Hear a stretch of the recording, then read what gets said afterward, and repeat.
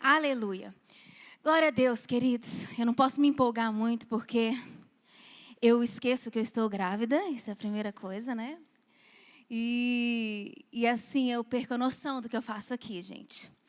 E realmente o Espírito Santo, ele faz coisas com a gente que a gente não imagina, né? Mas eu fui tomada assim por uma graça, talvez pelo sentido real daquilo que nós vamos falar aqui.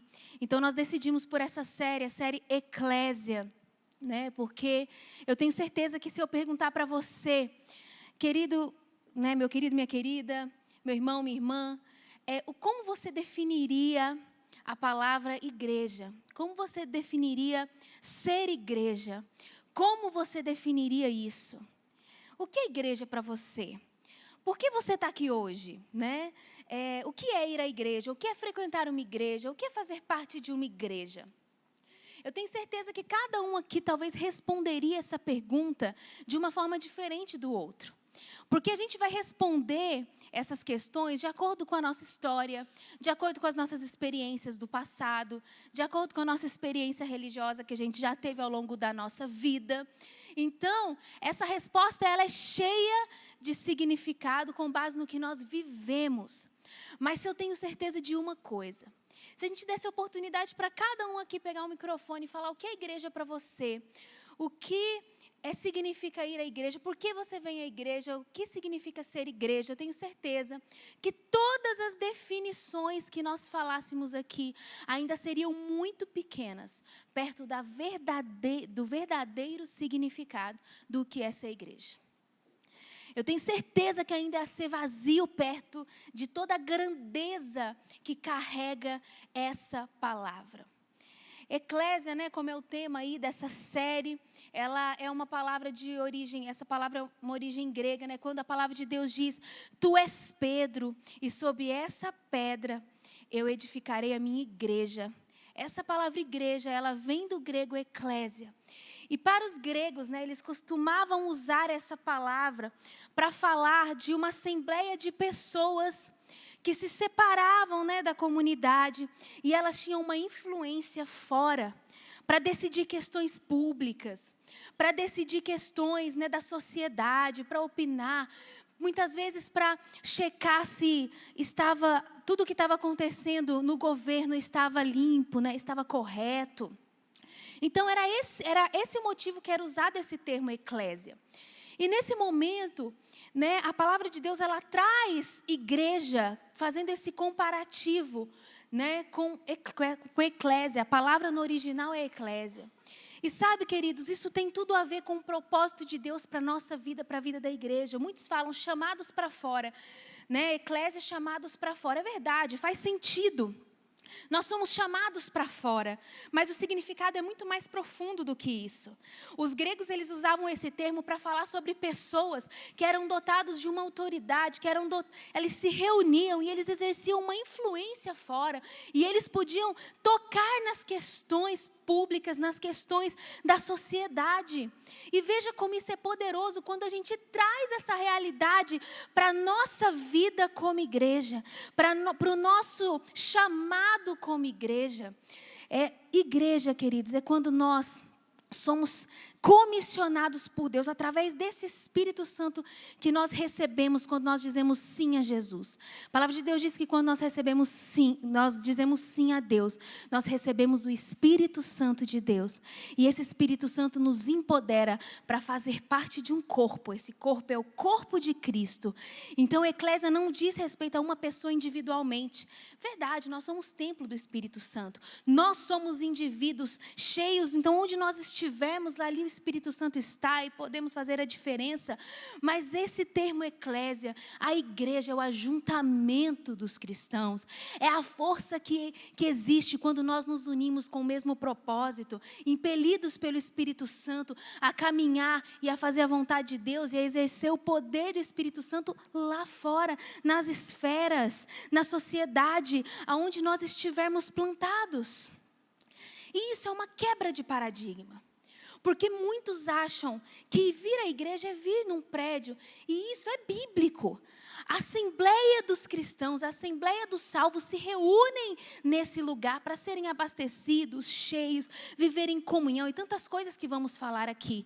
Mas, na verdade, eclésia, igreja, é quando cada um de nós, cheios desse Espírito, saímos para fora, somos espalhados para os cantos dessa cidade e podemos fazer diferença na vida das pessoas, nas instituições, não é? Em todos os lugares nós podemos tocar e ver tronos de outros deuses sendo destituídos e sendo colocado no lugar o trono do nosso Deus. Por quê? Porque nós somos esses mensageiros. Nós somos esses mensageiros. Então, essa série é tão importante para que a gente entenda o poder de ser igreja. Sabe por quê, querido? Porque se a gente esvazia o sentido de ser igreja, se nós, às vezes, pisamos aqui, frequentamos a igreja, essa igreja maravilhosa, nossa igreja local, e nós não sabemos na integralidade o que Deus quer de nós, nós podemos nos perder, sabe, de todo o poder disponível para nós, para fazer a diferença nesse mundo. Nós podemos realmente não alcançar o projeto e os objetivos de Deus para a nossa vida como igreja. E é esse o objetivo, porque há um poder sobrenatural na igreja de Cristo, querido. Por isso que nós precisamos compreender o porquê ela existe e que eu faço parte disso. Não é? E eu queria que a gente, seguisse nessa palavra. Eu vou embasar toda a minha palavra num texto que começa lá em 1 Coríntios, no capítulo 3, nós vamos ler a partir do versículo 1. 1 Coríntios 3, a partir do versículo 1. Vamos acompanhar aí, fique bem atento. Esse texto fala do apóstolo Paulo, né? Ele implantou uma igreja lá em Corinto e ele fala algumas coisas para essa igreja. Depois nós vamos contextualizar. Mas vamos ler aí, fica bem atento àquilo que Deus nos fala através da sua palavra. Irmãos, não lhes pude falar como a espirituais, mas como a carnais, como a crianças em Cristo. Dei-lhes leite e não alimento sólido, pois vocês não estavam em condições de recebê-lo. De fato, vocês ainda não estão em condições, porque ainda são carnais. Porque visto que há inveja e divisão entre vocês, não estão sendo carnais e agindo como mundanos? Pois quando alguém diz, eu sou de Paulo, e outros, eu sou de Apolo, não estão sendo mundanos? Afinal de contas, quem é Apolo, quem é Paulo? Apenas servos por meio dos quais vocês vieram a crer, conforme o ministério que o Senhor atribuiu a cada um. Eu plantei, Apolo regou, mas Deus é quem fazia crescer. De modo que nem o que planta, nem o que rega são alguma coisa, mas unicamente Deus que efetua o crescimento. O que planta e o que rega tem um só propósito. A cada um será recompensado de acordo com o seu próprio trabalho.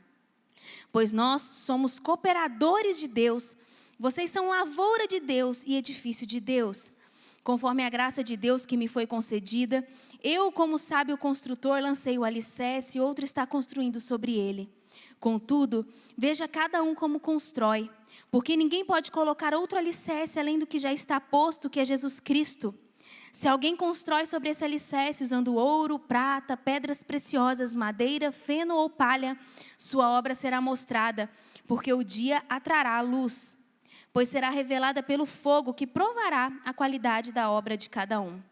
Se o que alguém construiu permanecer, esse receberá recompensa. Se o que alguém construiu se queimar, esse sofrerá prejuízo. Contudo, será salvo como alguém que escapa através do fogo. Vocês não sabem que são os santuários de Deus e que o Espírito de Deus habita em vocês? Se alguém destruir o santuário de Deus, Deus o destruirá. Pois o santuário de Deus, que são vocês, é sagrado. Não se enganem. Se algum de vocês pensa que é sábio segundo os padrões desta era, deve se tornar louco para que se torne sábio. Porque a sabedoria deste mundo é loucura aos olhos de Deus. Pois está escrito, ele apanha os sábios na astúcia deles. E também o Senhor conhece os pensamentos dos sábios e sabe como são fúteis. Portanto, ninguém se glorie em homens, porque todas as coisas são de vocês. Seja Paulo, seja Apolo, seja Pedro, seja o mundo, a vida, a morte, o presente ou o futuro. Tudo é de vocês e vocês são de Cristo e Cristo de Deus. Amém? Glória a Deus pela palavra dele, glória a Deus por aquilo que ele nos comunica através dessa palavra. E eu queria dizer para você, fazer parte da família de Deus é o maior privilégio que uma pessoa pode ter. Nós vamos ver aqui, talvez você ainda não tenha totalmente essa revelação, mas você estabelecer a sua família dentro da comunhão de uma igreja local, querido, é aquilo que vai proteger a sua família de todas as coisas que você pode imaginar, de todos os males que você pode imaginar. Ele vai te blindar. É um lugar de crescimento, um lugar de comunhão. A igreja de Cristo, ela foi estabelecida por Deus. Jesus, queridos, morreu pela igreja. Jesus morreu pela igreja. Jesus, ele nos estabeleceu como membros da família de Deus. Muitos falam assim, não, Deus criou. Não, queridos, quando nós somos criados, ainda não temos Jesus, nós ainda não fazemos parte oficialmente da família de Deus, mas quando nós aceitamos a Cristo, isso tudo está na palavra de Deus, não tem como trazer todos os versículos, mas nós viemos, para Jesus, dizemos sim para Jesus. A partir desse momento nós recebemos o Espírito Santo, o Senhor como nosso Senhor e Salvador. Aí nós fazemos parte do corpo de Cristo. E a família de Deus é a família mais, vamos dizer, privilegiada, porque nós temos um encargo, nós podemos aqui, queridos, desenvolver tantas coisas de forma prática na nossa vida pessoal, na nossa vida familiar, tantas coisas, nós podemos servir, nós podemos ser aprimorados nos nossos relacionamentos, tanta coisa, é um privilégio sem igual fazer parte da família de Cristo. Só quem por algum período de tempo se afastou da família de Cristo, sabe como faz falta nós estarmos perto da família, em comunhão, envolvidos. E nesse texto que nós lemos, a palavra relata sobre o estabelecimento de alguma forma de uma das igrejas plantadas ali pelo apóstolo Paulo. Uma das igrejas primitivas ali, quando os apóstolos saíram e eles foram fazendo a obra de Deus e eles foram plantando igrejas. E é interessante que esse texto, daqui a pouco nós vamos voltar nele no texto com detalhes, mas é interessante porque eu quero contextualizar para você. O apóstolo Paulo, querido, chegou em Corinto e ele ficou 1 ano e 6 meses ali para plantar essa igreja. E Corinto, naquele tempo, era uma cidade muito difícil. Era uma cidade muito pervertida. Na verdade, ela tinha um porto, e nesse porto chegavam muitas pessoas, mercadorias. Era uma cidade muito movimentada, era uma cidade muito agitada. Chegavam muitas pessoas dali, saíam muitas pessoas dali. Então, realmente, era um ponto de partida, um movimento ali de mercado muito grande. Mas também ali naquela região, geograficamente, Corinto tinha a Acrópole, que era um templo, da deusa Afrodite. Então, no alto de um monte tinha esse templo, e nesse templo eles cultuavam outros deuses, a deusa Afrodite, e tinha centenas e até milhares, segundo os estudos, de prostitutas cultuais nesse templo. Então, eles misturavam ali religião, adoração com perversidade. E as prostitutas que ficavam nesse templo, elas desciam durante a noite para ter relações, para se prostituir ali com os homens que chegavam ali naqueles portos. Com as pessoas que vinham fazer mercado em Corinto. Então, Corinto era uma cidade de muita perversão. Corinto era uma cidade de muita confusão moral. Algo que se afasta completamente do plano de Deus, para a vida daquela cidade. Além de tudo, Corinto tinha sido destruída e estava sendo reconstruída. Conclusão, queridos, quando o apóstolo Paulo chega ali, aquela cidade estava numa confusão completa. Numa confusão completa. Eu fico pensando que se alguém fosse fazer uma análise de campo, em qual lugar plantar uma igreja, talvez esse seria o último lugar que eles escolheriam. Essa seria a última cidade. Uma cidade pervertida que queria saber mais de prazeres da carne, gente. Como é que entra ali um povo de Deus falando sobre a palavra de Deus, instruindo a palavra de Deus? Era o pior lugar, talvez o lugar menos propício para uma igreja crescer, para uma igreja se espalhar, para a palavra de Deus ser plantada. Parece que o apóstolo Paulo estava caçando para a cabeça dele. Entrar num lugar daquele e fazer a vontade de Deus, estabelecendo uma igreja local, isso é muito curioso. Por que o apóstolo Paulo escolheu aquele lugar para plantar uma igreja? Porque mesmo diante de todas aquelas situações, o apóstolo Paulo escolheu aquele lugar. Essa é uma questão.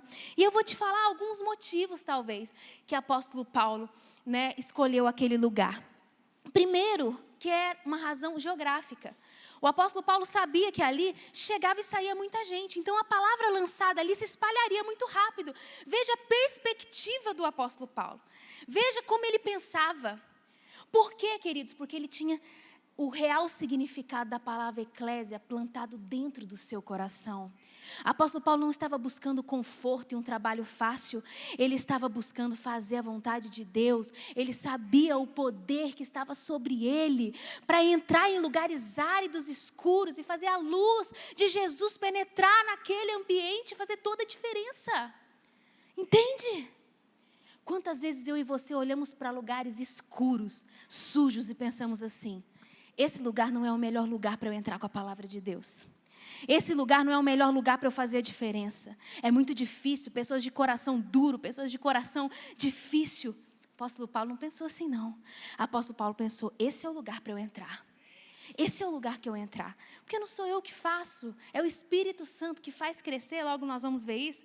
É o próprio Deus que faz crescer. Eu só tenho um papel, o papel é semear. O meu papel e o seu, queridos, é semear. Semear o reino de Deus, semear a palavra de Deus, semear Jesus na vida das pessoas, independente se o lugar é árido, independente se a instituição é suja, nós precisamos nos posicionar como homens e mulheres, levados por Deus para fora, para fazer a diferença onde nós formos plantados. Então o apóstolo Paulo pensava de uma forma diferente. Está complicado isso daqui, mas geograficamente esse lugar é um lugar que vai se espalhar muito mais facilmente a palavra de Deus. Outra razão, né, a razão social, porque aquela cidade, ela estava sendo reconstruída. E você sabe que sempre que algo está sendo reconstruído, existe um espaço maior para Jesus na vida das pessoas. Às vezes uma pessoa que acabou de mudar de cidade, às vezes você é alguém que está tão sozinho, que está se estabelecendo num lugar, ou está tendo uma mudança muito grande ali na sua vida, no rumo da sua vida, independente de qual seja. São momentos em que as pessoas ficam mais fragilizadas e mais abertas para o agir do Espírito Santo, para o agir de Deus. Então talvez seja mais um dos motivos, né, que o apóstolo Paulo tenha visto aquela cidade naquele momento de transição e de reconstrução. E daí ele pensava, aqui é um lugar para eu entrar com a palavra de Deus, para eu entrar com a vontade de Deus. Outra razão, né, a razão cultural. Porque Corinto hospedava os maiores jogos da época, jogos, né, esportivos da época, só ficava para trás de Atenas. Então era um lugar muito, digamos assim, de alguma maneira turístico, né, porque recebia muitas pessoas para participar desses jogos. Então era um lugar que tinha um foco de muita gente. Então o apóstolo Paulo provavelmente foi pensando: poxa, esse lugar aqui é um lugar muito promissor para o evangelho. E também, né, como eu disse, uma causa moral. Enquanto muitos de nós pensamos, esse lugar é muito sujo, esse lugar é muito imoral, esse lugar é cheio de perversidade, o apóstolo Paulo sabia: no fundo essas pessoas estão cansadas dessa vida. No fundo essas pessoas estão desgastadas pelo pecado. Estão desgastadas por tantas coisas que eles estão acostumados a viver, que quando eles verem a esperança, quando a luz brilhar, eles vão dar espaço para essa luz entrar. Amém. O apóstolo Paulo via as coisas de uma forma diferente. Ele tinha um óculos diferente. Qual será o meu óculos e o seu? Quando você pensa em pessoas da sua casa, da sua família, que precisam tanto de Deus, que precisam tanto de Jesus, que precisam tanto de uma transformação. Talvez quando nós olhamos para o governo, para a sociedade, para tanta corrupção, para tanta sujeira, talvez qual que é a nossa... Querido, eu sei que nós somos humanos. Muitas vezes nós desanimamos com algumas coisas e falamos: não é possível, isso não tem possibilidade de mudança. Mas o apóstolo Paulo está nos ensinando muitas coisas. Ele está ensinando que nós precisamos ver pelo prisma do Espírito Santo, pelo prisma de Jesus, pelo prisma da palavra de Deus. E que existe dentro de nós algo muito poderoso, capaz de transformar as realidades fora de nós. E por isso nós precisamos estar tão fomentados em relação a essas verdades, entendendo, para que a gente possa fluir nela. Olha essa frase que interessante, se os irmãos puderem projetar. A igreja não é uma instituição voltada para dentro, mas um organismo projetado para transformar com poder tudo ao seu redor. Entende? A igreja não é um organismo que deve ficar somente fomentando questões internas, apesar de que também é para isso. também é para sermos aperfeiçoados e crescermos, mas o objetivo da igreja de Cristo é transformar qualquer lugar onde nós pisarmos. Através do poder do Espírito Santo, através daquilo que Deus tem nos ensinado aqui. A igreja não é uma instituição voltada para dentro, mas uma organização projetada para transformar com poder tudo ao seu redor. Amém? Mas interessante que eu quero trazer aqui, dentro do texto do apóstolo Paulo, algumas orientações que ele trouxe para a igreja de Corinto. Porque eu tenho que falar uma coisa para você e não é para nos desanimar, não. Mas o apóstolo Paulo ficou 1 ano e 6 meses ali. E quando ele saiu e foi para Éfeso, queridos, mas a igreja de Corinto deu trabalho demais para ele. Talvez foi a igreja que mais deu trabalho para ele. Deu trabalho demais. E ele precisava, nas suas cartas, instruir aquela igreja como ser igreja. Ele precisava dar dicas para aquela igreja sobre o que Deus esperava da igreja de Cristo. Corrigir, exortar, ajustar. E o apóstolo Paulo fez isso com maestria. E dentro desse texto, o texto contém várias dicas para nós do que Deus espera de nós como igreja, do que Deus espera desse ambiente, do que Deus espera quando nós nos colocamos como parte da família de Deus. E eu queria destacar esses pontos, porque essa palavra é uma palavra introdutória dessa série. Nós vamos falar muitas coisas legais, muitas coisas interessantes daqui para frente, que que tocam a nossa vida, que vão provavelmente transformar muito a nossa vida como família, como indivíduo, como profissional, com tantas coisas. Mas eu queria trazer essa palavra introdutória para nós, para que o nosso coração se abra e comece a compreender o que Deus quer para mim. Eu quero realmente ter uma vida espiritual ativada. Esses dias, alguém disse isso para nós. Eu quero ter uma proximidade maior com Deus. Eu quero refazer a minha vida espiritual. Eu preciso tanto disso. Foi tão maravilhoso a gente ouvir da boca dessa pessoa, declarando, eu preciso recomeçar, eu preciso estar mais próximo de Deus, eu quero ter uma experiência de servir as pessoas, porque eu estou entendendo que o meu propósito nessa terra tem que ir para além das minhas, daquilo que eu almejo pessoalmente para a minha vida, algo que vá além do que acordar, trabalhar, comer e dormir. Eu preciso viver além disso. E foi tão maravilhoso ouvir isso. E assim também eu sei que muitas pessoas aqui desejam ter uma vida espiritual mais aquecida. Assim também eu sei que tem muitos aqui que desejam compreender melhor, que desejam ver um sentido melhor naquilo que estão vivendo como igreja. E eu sei que Deus vai fazer isso na sua vida através dessa série. E o apóstolo Paulo fala muitas coisas nesse texto, mas eu queria falar da primeira coisa que ele destaca logo no início do texto. Nós vamos ler novamente 1 Coríntios 3, do 1 ao 3. 1 Coríntios 3, de 1 a 3, diz assim: Irmãos, não lhes pude falar como a espirituais, mas como a carnais, como a crianças em Cristo. Dei-lhes leite e não alimento sólido, porque vocês não estavam em condições de recebê-lo. De fato, vocês ainda não estão em condições, porque ainda são carnais. O primeiro ponto que o apóstolo Paulo destaca aqui para aquela igreja é o seguinte: a igreja é uma família, onde um dos alvos é a maturidade. A igreja é uma família, onde um dos alvos é a maturidade. Então esse é o primeiro ponto aqui que eu quero destacar nesse texto, que eu acho que é o propósito de Deus para nós como igreja. Você sabia, queridos, que quando a gente chega para Cristo, a Bíblia relata, Jesus fala com Nicodemos, é necessário vos nascer de novo. Quando Nicodemos ali deseja ter uma experiência com Jesus, e Jesus vai explicar como recomeçar na sua vida espiritual, Jesus fala, você precisa nascer de novo. Mas ele fica um pouco confuso, ele era muito inteligente, mas na hora que ele se deparou com essa verdade, ele pensou, gente, mas como é que eu vou voltar de novo para a barriga da minha mãe? Tão inteligente para as coisas naturais, mas travava em algumas coisas, na interpretação de algumas coisas que Jesus dizia. É claro que Jesus não disse que ele teria que voltar para a barriga da sua mãe, mas ele estava dizendo que algo novo, que ele tinha que nascer no Espírito, que tudo se faria novo na sua vida a partir de então. E quando um bebê nasce, gente, ele come uma feijoada? Quando um bebê nasce, ele come uma comida, um salpicão, igual a gente gosta aqui em Minas, um salpicão, um tropeiro. O que acontece se dá um tropeiro para um recém-nascido, gente? Você pode ter nascido em Minas, você pode, o que for, mas não dá certo. É ou não é? Você dá um tropeiro para uma criança, a criança vai engasgar, vai acontecer uma coisa horrorosa, nem sei mensurar o tamanho do dano, né? Se você der uma comida sólida e muito forte para uma criança muito jovem. E assim somos nós quando nós nascemos em Cristo. Nós às vezes não conhecemos as verdades espirituais. Nós não conseguimos entender as coisas da Bíblia. A gente fica confuso. Quantas vezes a gente já ouviu pessoas falando, eu não consigo ler a Bíblia, eu não consigo entender a palavra de Deus. Por quê? Talvez está no início dessa caminhada e ainda precisa se lançar mais no estudo, no conhecimento da palavra, na prática dessa palavra. Precisa ainda amadurecer em muitas coisas, não é verdade? Então, quando a gente nasce em Cristo, ninguém precisa ficar com vergonha disso. Ninguém.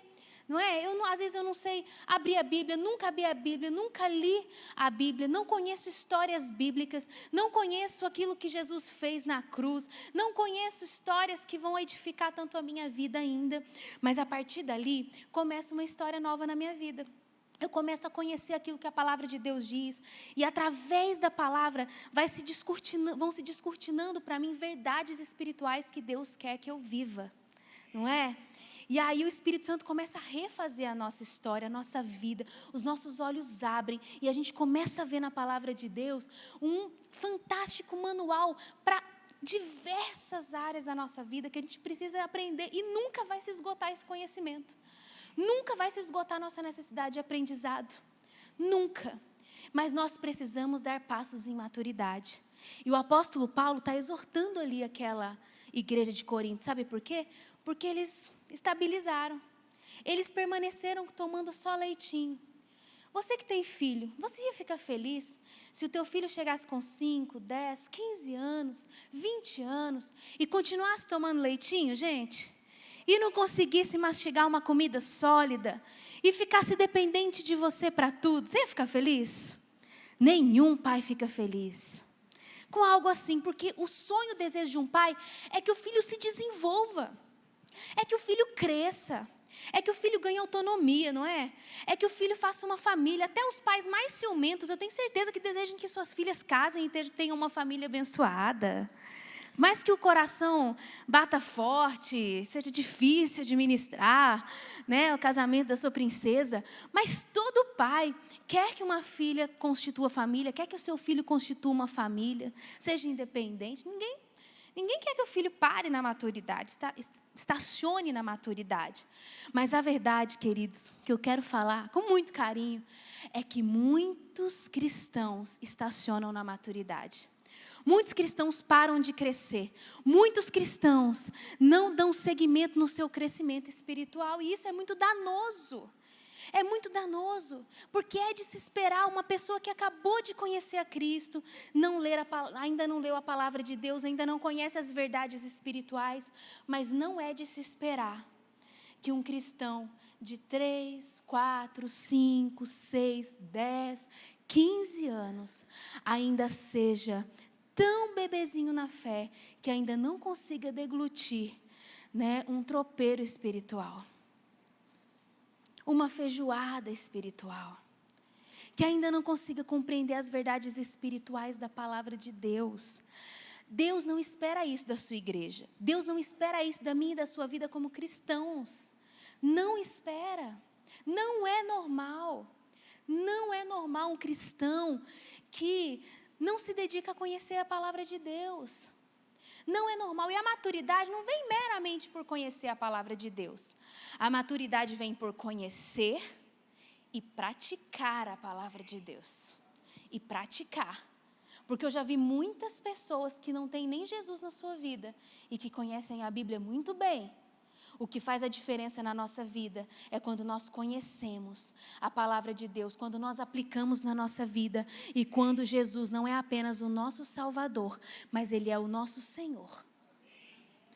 Qual é a diferença de ter um Salvador somente e ter um Senhor? Quando a gente tem só um Senhor, quando a gente tem somente um Salvador, nós ficamos felizes. Por quê? Nós ficamos felizes porque Ele nos tirou das trevas e agora eu vou para a eternidade. Eu sou salvo em Jesus. Mas olha o que essa frase aí ela diz, olha. Ou Jesus é o Senhor da sua vida, ou Ele não é o seu Salvador. Olha isso, gente, preste atenção, porque isso é uma revelação. Isso é instrutivo para a nossa vida. Ou Jesus é o Senhor da nossa vida, ou Ele também não é o nosso Salvador. Olha que informação importante que tem aí, olha. Jesus como Salvador aparece na Bíblia por 22 vezes. E Jesus como Senhor aparece na Bíblia por 650 vezes. 650 vezes. Quando você trabalha num lugar e você tem um superior ali, você pode até querer fazer determinada coisa, mas tem uma hierarquia ali na sua empresa e você tem que, ouvir a sua liderança e fazer aquilo que a empresa te determina, não é verdade? Ah, mas eu não estou a fim de trabalhar nessa segunda-feira, mas a empresa abre na segunda-feira, você precisa ir. Não é assim que funciona? Então, quando nós temos um Senhor sobre a nossa vida, não somos mais nós que decidimos o que fazer, mas é o próprio Deus que decide. Ah, mas eu tenho muita fé, pastor. Não, é muita fé. Jesus acima, Jesus em primeiro. Não adianta frases feitas para Deus, queridos.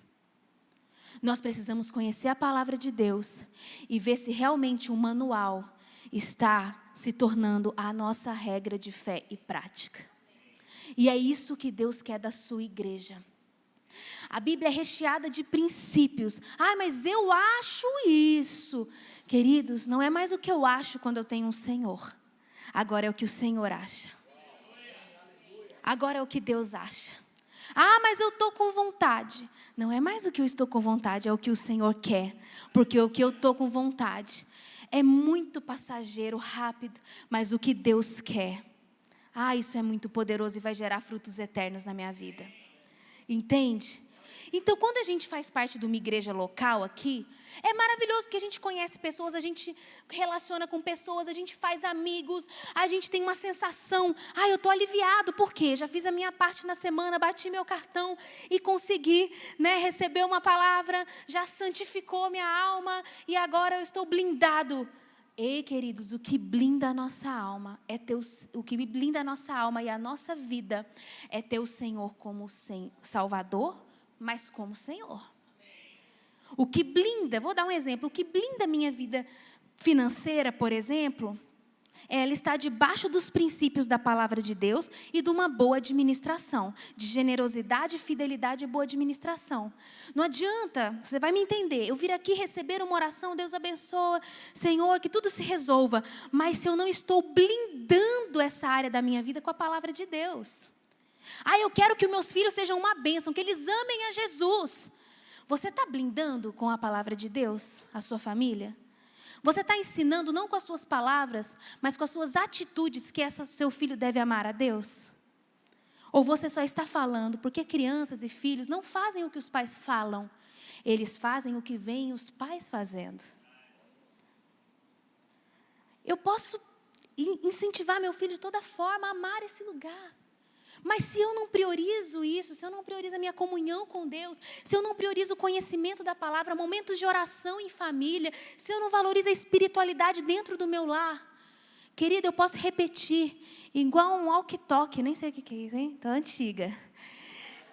Gravar assim, e botar no ouvido do meu filho para ele ouvir 1 milhão de vezes.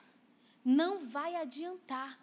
Porque quando ele estiver na idade da razão, ele ainda vai virar para você e falar assim, você está falando para eu fazer uma coisa que você não faz? Quantas vezes nós já vimos isso?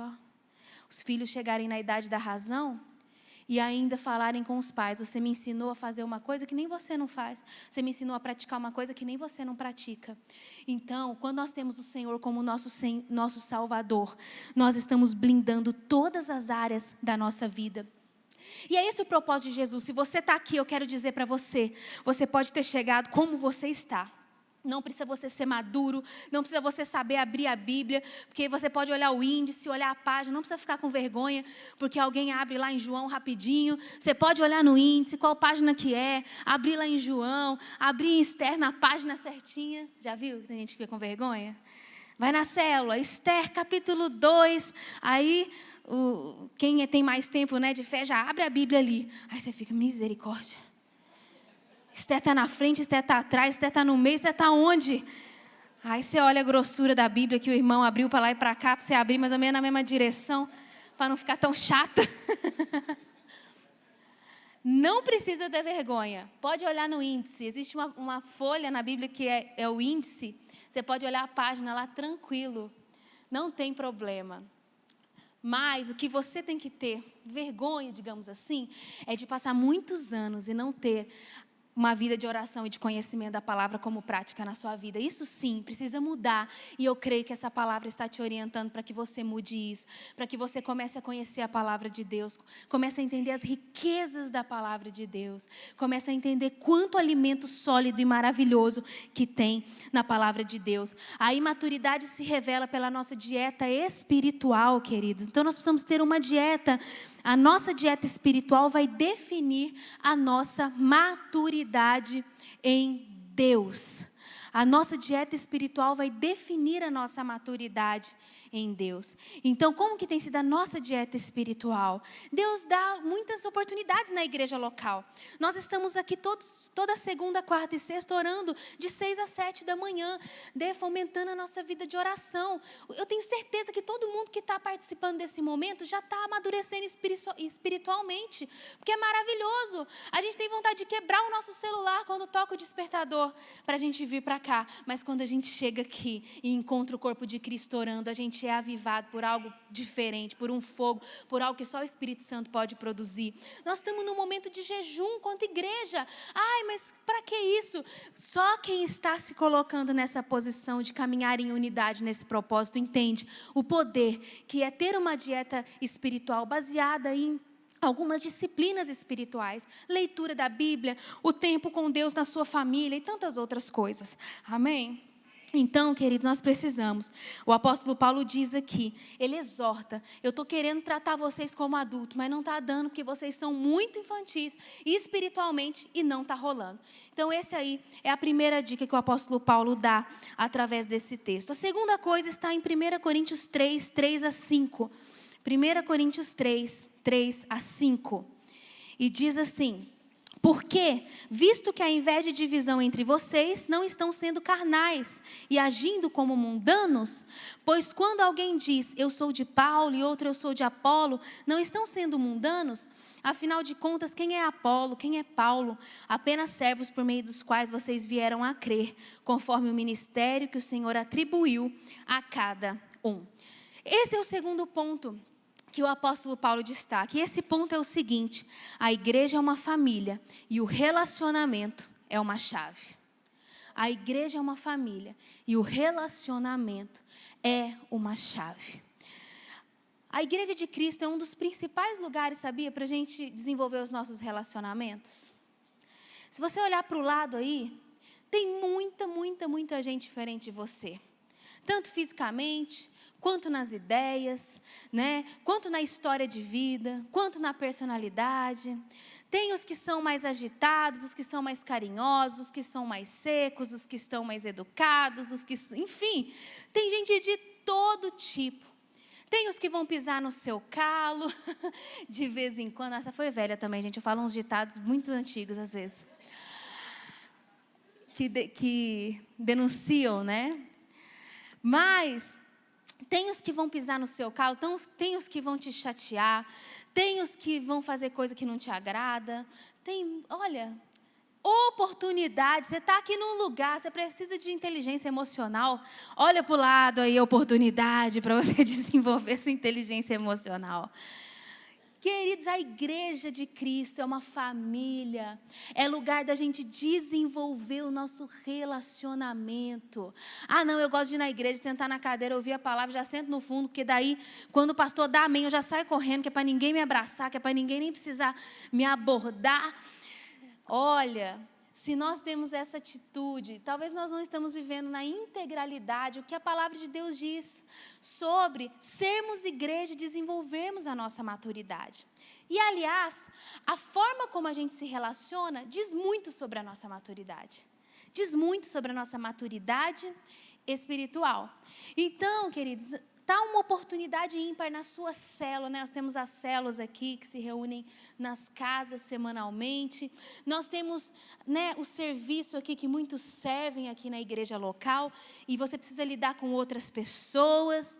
E aí é maravilhoso quando a gente vê alguém começando a servir e a pessoa começa a servir, daqui a pouco ela está chateando com o irmão que não está fazendo tão bem igual ela está fazendo. Aí já vem, porque eu não estou aguentando mais, não, porque olha só, que falta de excelência. E aí começa a lixar, começa um a lixar o outro. O Espírito Santo vai te ensinar a você lidar nos seus relacionamentos. Enquanto você serve, enquanto você está na sua célula, enquanto você está ajudando uma pessoa, sabe, talvez a se aproximar de Cristo, talvez a lidar com frustrações de expectativa, porque as pessoas às vezes não respondem às nossas expectativas como nós esperávamos, e nós precisamos, assim como Jesus, que morreu, né, por toda a humanidade, e certamente Jesus se decepcionou com muitos, porque muitos não fazem por onde, né? Jesus morreu por mim, então eu vou entregar minha vida a Ele, eu vou viver como Ele quer que eu viva. Não, Jesus soube lidar com frustração.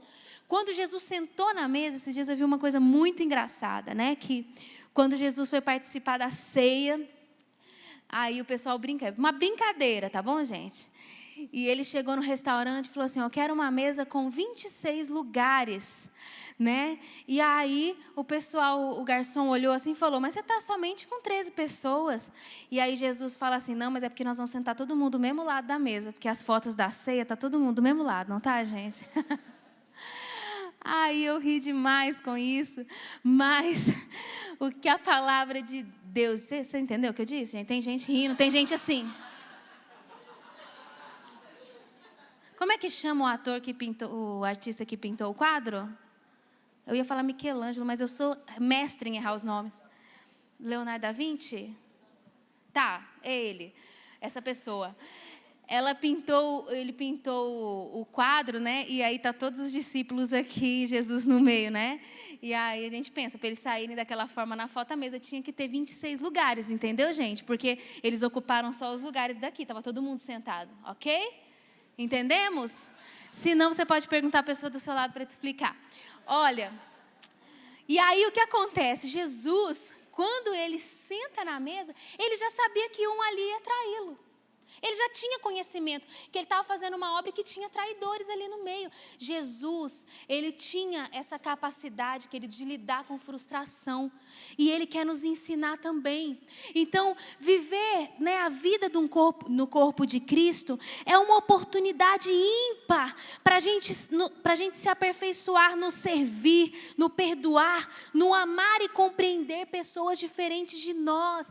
À medida que a gente vai viver na igreja de Cristo, a gente vai entendendo que as pessoas têm histórias diferentes, difíceis, tristes, complicadas. Cada um foi criado com um pai, com uma mãe, com uma estrutura familiar, não é? E aí você começa a entender além do que os seus olhos podem ver, além do que apenas uma reação negativa, além do que apenas uma ferida, uma amargura. Não, você começa a enxergar por trás dessa pessoa o que acontece ali na vida dela.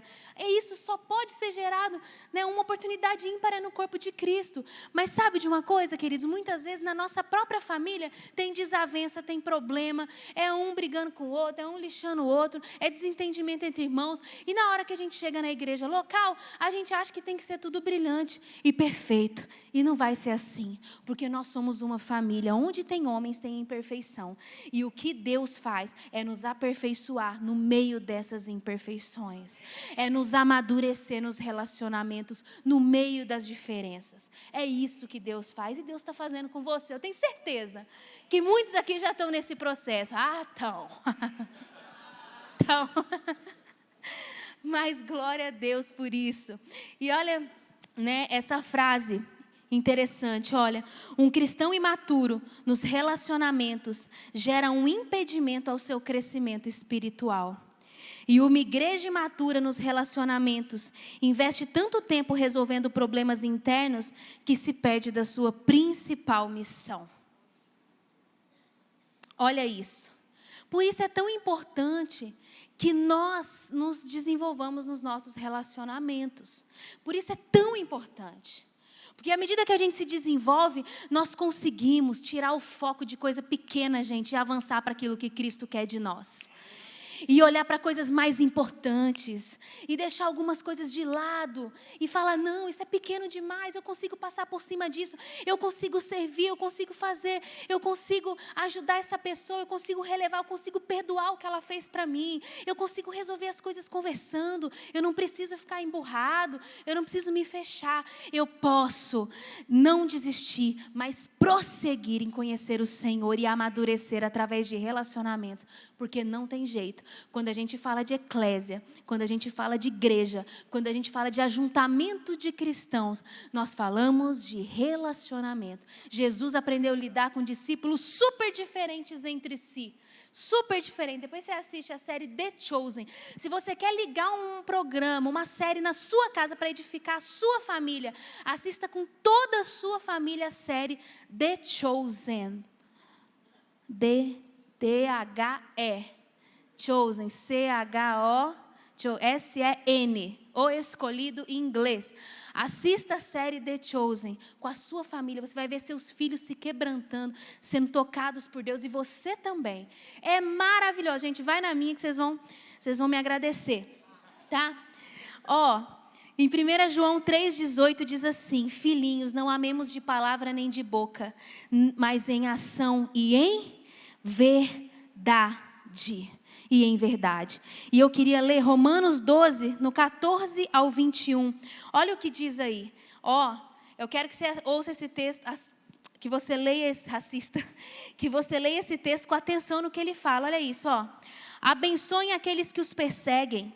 Abençoem e não amaldiçoe. Alegre-se com os que se alegram, chore com os que choram. Tenham uma mesma atitude uns para com os outros. Não sejam orgulhosos, mas estejam dispostos a associar-se à pessoa de posição inferior. Não sejam sábios aos seus próprios olhos. Não retribuam a ninguém mal por mal. Procurem fazer o que é correto aos olhos de todos. Façam todo o possível para viver em paz com todos. Amados, nunca procurem vingar-se, mas deixem com Deus a ira, pois está escrito: minha é a vingança, eu retribuirei, diz o Senhor. Pelo contrário, se o seu inimigo tiver fome, dê-lhe de comer. Se tiver sede, dê-lhe de beber. Fazendo isso, você amontoará brasas vivas sobre a cabeça dele. Não se deixem vencer pelo mal, mas vençam o mal com o bem. Esse é o padrão de Deus. Por isso a gente tem que conhecer a palavra de Deus. Porque o padrão do mundo é outro. Exclua quem te trata mal. Delete da sua vida aquele que te faz mal. Mas o padrão de Deus é: ande a segunda milha. Ame, perdoe e viva diferente do que as pessoas vivam lá fora. É difícil, gente, mas é o padrão de Deus. E isso é que gera o poder na igreja. Se a gente aprender a obedecer a Deus e ter o Senhor como nosso Senhor, isso vai mudar o poder que nós temos, a fluência no Espírito que nós temos, a graça de Deus sobre nós. Por quê? Porque aqueles que obedecem atraem esse favor de Deus. Amém? Bom, então a primeira coisa é que Deus quer que a gente amadureça na igreja local. A segunda coisa é que Deus quer que a gente entenda que os relacionamentos são chaves. E o terceiro ponto que eu quero dizer, é que a igreja é uma lavoura e nós somos agricultores, trabalhadores e não meros consumidores. Olha isso. A igreja é uma lavoura e nós somos agricultores, trabalhadores e não meros consumidores. Vamos ler lá em 1 Coríntios 3, a partir do versículo 6. 1 Coríntios 3, a partir do versículo 6. Diz assim: eu plantei, Apolo regou, mas Deus é quem fazia crescer. De modo que nem o que planta, nem o que rega são alguma coisa, mas unicamente Deus que efetua o crescimento. O que planta e o que rega tem um só propósito, e cada um será recompensado de acordo com o seu próprio trabalho. Pois nós somos o quê, gente? Cooperadores de Deus. Vocês são lavouras de Deus e edifício de Deus, conforme a graça de Deus que me foi concedida. Eu, como sábio construtor, lancei o alicerce e outro está construindo sobre ele. Contudo, veja cada um como constrói, porque ninguém pode colocar outro alicerce, além do que já está posto, que é Jesus Cristo. Se alguém constrói sobre esse alicerce usando ouro, prata, pedras preciosas, madeira, feno ou palha, sua obra será mostrada, porque o dia atrará a luz, pois será revelada pelo fogo que provará a qualidade da obra de cada um. Se o que alguém construiu permanecer, esse receberá recompensa. Se o que alguém construiu se queimar, esse sofrerá prejuízo. Contudo, será salvo, como alguém que escapa através do fogo.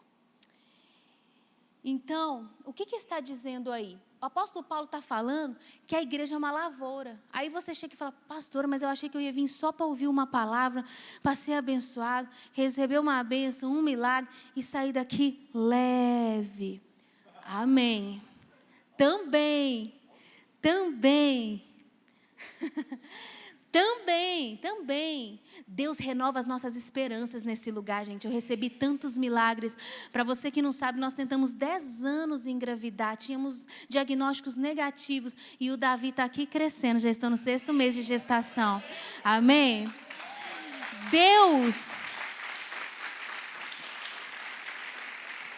Deus, Ele faz muita coisa na minha e na sua vida aqui na igreja local. Poxa, à medida que a gente vai, sendo aperfeiçoado, Deus vai também nos abençoando, liberando milagres sobre nós, transformando a nossa vida, a nossa família, você sabe. E nós amamos trazer palavras de esperança aqui nessa casa, você que está aqui sempre sabe disso. Mas, o que eu quero dizer, que também na palavra de Deus nós temos esse viés, da casa de Deus ser uma lavoura. E nós sermos os agricultores. Também tem um momento que a palavra de Deus fala que a igreja de Cristo é um corpo e que tem muitos membros e que cada membro desempenha a sua função nesse corpo. E inúmeros outros textos e versículos que mostram que nós não somos meros consumidores, mas que nós somos trabalhadores na casa de Deus. Nós somos trabalhadores e como Deus, Ele transforma a nossa vida nesse percurso e como a gente entende o que é ser igreja nessa hora, que a gente se coloca nessa posição. Não, eu estou entendendo que existe uma igreja que é uma igreja poderosa e que eu faço parte desse trabalho, que eu estou aqui para servir, que eu estou aqui para contribuir. Sabe, esses irmãos estão aí do seu lado, todos eles, precisam daquilo que está dentro de você também, para se desenvolverem, para crescerem, para serem transformados por Deus. Ah, mas eu sou muito novo, eu sou muito imaturo ainda, mas Deus usa as nossas vidas se a gente se dispor. Se a gente disser sim, Senhor, eu quero. E eu queria que a gente repetisse essa frase, olha aí, ó. A Light é uma igreja de doadores e não de meros consumidores. Você pode falar isso? A Light é uma igreja de doadores e não de meros consumidores. Amém, gente? Nós não viemos aqui só para consumir o que Deus pode nos dar, só para consumir o que a outra pessoa pode fazer por nós, só para cobrar o que o fulano está fazendo por mim, o que o ciclano está fazendo por mim, o que o beltrano está fazendo por mim. Não, eu estou aqui para ser um doador também. Eu estou aqui para me entregar. Você tem muita coisa para entregar. A igreja de Cristo é um exército, queridos. Nós temos funções, muitas funções, desafios, encargos dados por Deus para nós como igreja. Mas para isso, imagina, todo membro, toda pessoa, todo cristão entender, eu preciso amadurecer. Eu preciso me relacionar bem, porque isso não vai tomar o lugar da grande missão que Deus tem para nós. E eu preciso ser um doador e não um mero consumidor. Imagina o exército que se levanta, queridos, se nós somente entendermos a palavra de Deus. Se a gente somente entender a proposta de Deus para nós. Se a gente somente abrir os nossos olhos e sair de um nível médio e ir para um nível excelente de obediência a Deus, em todos os princípios da palavra. Em todos os princípios da palavra. E aqui nesse caso nós estamos falando de igreja, de ser igreja, não é? De juntos ouvirmos a Deus e partirmos para os propósitos de Deus para nós como igreja. Olha isso. Em Efésios 4, do 15 ao 16, diz assim. Antes, vou já lendo aqui, Efésios 4, 15 e 16. Antes, seguindo a verdade em amor, cresçamos em tudo naquele que é a cabeça, Cristo. Dele, todo o corpo, ajustado e unido pelo auxílio de todas as juntas, cresce e edifica-se a si mesmo em amor, na medida em que cada parte realiza a sua função. O corpo de Cristo, cada parte desse corpo, ele é o cabeça, é como se fosse um corpo. Ele é o cabeça que direciona, que é o Senhor, e todo o corpo faz a função a que é destinado, para que essa casa, para que esse edifício possa crescer, avançar e atingir o seu grande propósito. Olha, aqui na Light, né, ontem a gente estava tendo um trabalho de líderes e a gente pegou alguns relatos de algumas pessoas. E teve uma pessoa que disse assim, que muito nos comoveu. Ela falou assim, olha, quando eu passei a fazer parte da família, a princípio eu não tinha como, não tinha condições, não tinha tempo. Mas quando eu vi, né, tantas pessoas servindo com tanto amor, com tanta disposição, sabe, com tanta alegria, eu pensei, como eu só vou ser uma consumidora e não vou ser uma doadora também para abençoar as pessoas que estão chegando, para abençoar os meus irmãos, para abençoar a minha casa. Não, eu também sou uma doadora e eu vou participar, eu vou servir. E hoje eles são servos aqui nessa casa, abençoados, estão sendo tão usados por Deus, pessoas tão incríveis, pessoas que são resposta. Querido, escolha ser resposta. Escolha ser resposta. Você pode ser resposta para a vida de alguém, você pode ser resposta para esse corpo de Cristo local, você pode ser resposta, você pode ser uma bênção. Independente de onde você pode se encaixar e possa contribuir, mas não se coloque só na posição de consumidor, porque isso é um dos pontos que nos amadurece, quando a gente decide ser doador, quando a gente decide entregar, quando a gente decide ser uma bênção, quando a gente decide caminhar. Né? Quando você talvez abre a sua casa, quando você prepara um lanche da célula, parecem coisas tão bobas, mas estávamos falando ontem aqui também. Às vezes tem o pessoal da mídia aqui que tira fotos, né, Mari? Que tira fotos e a gente posta no Instagram. Parece uma coisa tão boba, nós estamos aqui tirando fotos, mas nós perdemos as contas de quantas pessoas foram tocadas por Deus através do nosso Instagram. E viram o nosso Instagram e hoje estão aqui na nossa casa. São muitas pessoas que preenchem lá e contam isso para a gente. Então, quando você está tirando uma foto, você não está tirando uma foto, você está sendo usado por Deus numa coisa aparentemente natural, mas que gera resultados espirituais, entende? Quando a pessoa está ali no portão, né, recebendo no estacionamento, parece pequeno, parece natural, mas é uma coisa sobrenatural. E assim também em todas as áreas aqui na igreja, o serviço, ele não é para pessoas profissionais, são para leigos que aprenderam a obedecer a palavra de Deus. Amém? Então, querido, nós temos uma missão poderosa a realizar. E a Bíblia fala em Romanos 8,19. A natureza, é um dos versículos que eu mais amo na Bíblia, esse versículo. A natureza criada aguarda com grande expectativa que os filhos de Deus sejam revelados. A natureza aguarda com grande expectativa que os filhos de Deus sejam revelados. E por falar em filho de Deus, o apóstolo Paulo termina esse texto com o quarto ponto que eu vou mencionar aqui, já vou concluir, com a quarta orientação para o corpo de Cristo, que é: nós somos o santuário de Deus, a igreja está aonde nós estamos e ela chega aonde nós chegamos. A igreja está onde nós estamos e ela chega aonde nós chegamos. Olha isso. E ele termina dizendo, né, lá em 1 Coríntios 3, do 16 ao 23, Vocês não sabem que são santuário de Deus e que o Espírito de Deus habita em vocês? Se alguém destruir o santuário de Deus, Deus o destruirá, pois o santuário de Deus, que são vocês, é sagrado. Não se enganem, se algum de vocês pensa que é sábio, segundo os padrões desta era, deve tornar-se louco para que se torne sábio. Aí ele vai falando, várias coisas. Então no final ele fala assim: portanto, ninguém se glorie em homens, porque todas as coisas são de vocês, seja Paulo, seja Apolo, seja Pedro, seja o mundo, a vida, a morte, o presente ou o futuro. Tudo é de vocês. Vocês são de Cristo e Cristo de Deus. Então, a quarta verdade que nós precisamos saber como igreja é que nós somos o santuário de Deus e a igreja está onde nós estamos. Sabe, nós entramos nesse lugar, nós somos tomados de temor de Deus, não é?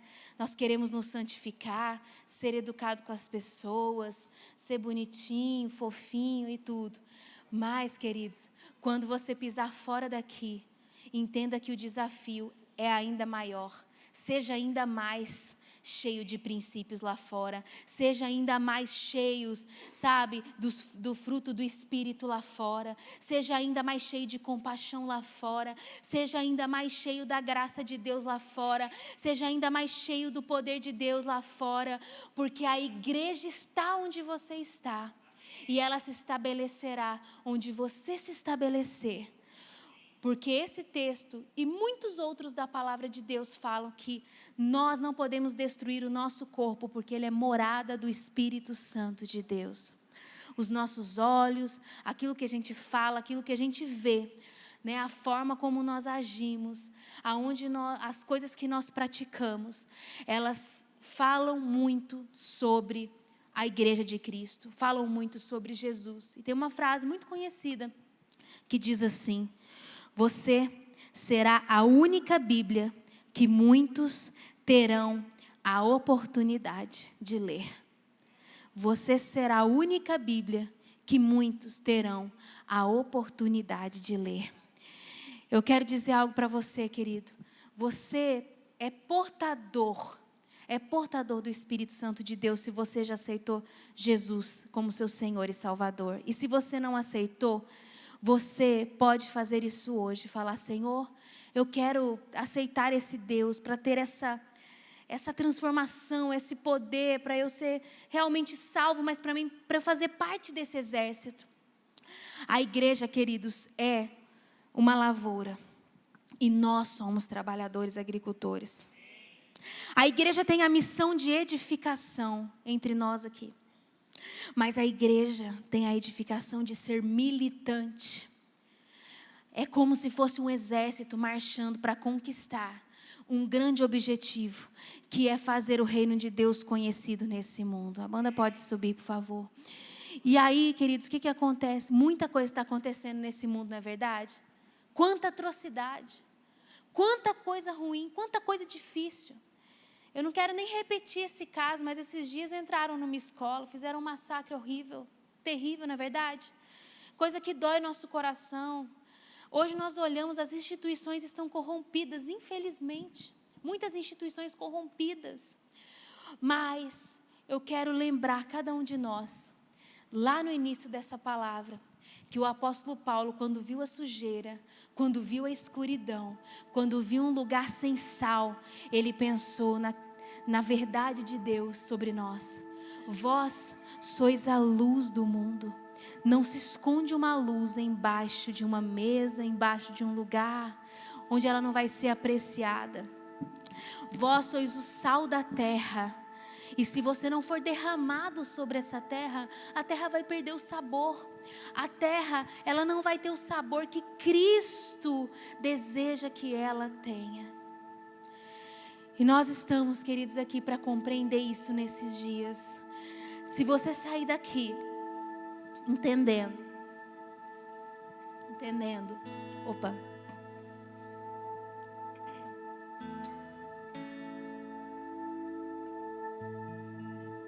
Se você sair daqui entendendo que você carrega algo poderoso em Deus, que você e que eu e você, que você sozinho já carrega algo poderoso de Deus. Como disse o quarto ponto, você é santuário de Deus. Você porta a presença do Espírito Santo. Não é por você. Não é assim, somente a sua capacidade. Você lança semente, você, sabe, rega, mas é Deus que faz crescer, entende? É isso que nós precisamos ter a revelação. Não somos nós que fazemos tudo. A gente só lança essa semente. E nós temos esse poder chamado Espírito Santo vivo dentro de nós. Mas nós temos um poder diferente e mais poderoso, coletivo, quando nós todos compreendemos a nossa missão. E nós nos unimos. Eu quero dizer para você que se você sair daqui com um senso de missão, querido, esse mundo precisa de nós. Esse mundo precisa de nós, as instituições, a sua família, a sua casa, a sua faculdade, o seu trabalho. Precisa de você, precisa de mim, precisa de nós. Do mais novo que chegou nessa casa ao mais antigo, eu tenho certeza que Deus te despertou hoje.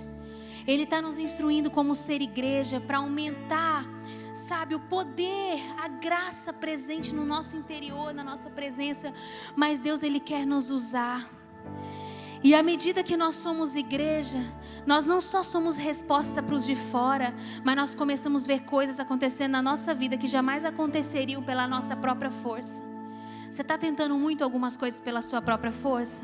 Então o Espírito Santo está te dizendo: entenda o meu propósito para a sua vida, e você vai ver as coisas fluindo. Você vai ver com algumas coisas que você não conseguiria gerar acontecendo na sua história. Amém? Você pode ficar de pé no seu lugar? Nós falamos aqui sobre 4 orientações aí do apóstolo Paulo sobre ser igreja. São coisas muito profundas que talvez poderiam ser faladas uma de cada vez, com muitos detalhes aqui. Mas eu oro para que o Espírito Santo gere no seu coração um despertamento para cada um desses pontos. Você tem irmãos aqui, queridos, todos aqui, olha, nós estamos num processo de crescimento, de amadurecimento.